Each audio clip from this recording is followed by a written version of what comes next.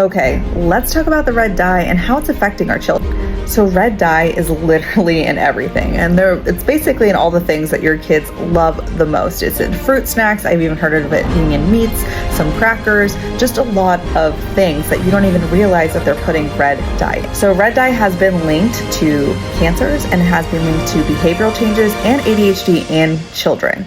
I didn't really believe this at first because I would have so many parents come in as a pediatric nurse, and they would list red dye as an allergy. I thought, okay, why is this red dye on here? Because it makes my kid crazy. And I'm like, okay, it's not a real allergy, but we keep the allergies, we listen to the parents. I started seeing this a lot. So many red dye allergies with these children coming in. And again, the same thing over and over, behavioral changes in their children. Now, I have a 4-year-old daughter, and it wasn't until she did start eating a lot of sugar that I noticed that her behavior would be very erratic when she had certain red dye foods. Hyper emotional, really tough to pay attention, all over the place, and really just not listening to anything that I would have to say. It's almost like she became a different child. So I started to research, and other foods she was eating that didn't have red dyes, she was fine, even if there's a little bit of sugar in it, but it was the red dyes that were making her behavioral so erratic. So we took out red dye completely, and her behavior is so much better.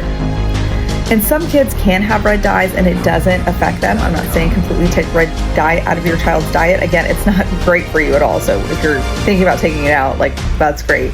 But if your child doesn't have any effect on your child, then again, some kids can tolerate it and some kids can't. My child cannot tolerate red dye, so I cut it out completely. So when we give our kids these foods that we think that they like, and we just want to make them happy with the gummies and the candies and the crackers, and we don't even realize it, and they're having this behavioral, we go to the doctor, they're like, something's wrong with our child, and really it could just be linked to what they're eating. So always check what they're eating. See if you have any relation to behavioral, if you notice your child's having any behavioral changes, if they're eating red dye, because that definitely could be a link.